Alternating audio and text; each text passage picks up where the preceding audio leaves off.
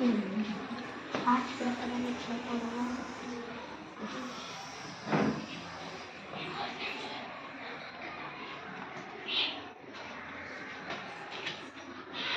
தான் ராணி தேனி. தேன் கூட்டில் ஒரே ஒரு ராணி தேனி மட்டுமே இருப்பேன். நான் மற்ற எல்லா தேனீகளையும் விட உருவத்தில் பெரியதாக இருப்பேன். ஒரு நாளைக்கு 2000 முட்டைகள் வரை இடுவேன். நாங்கள் தான் ஆண் தேனீகள்.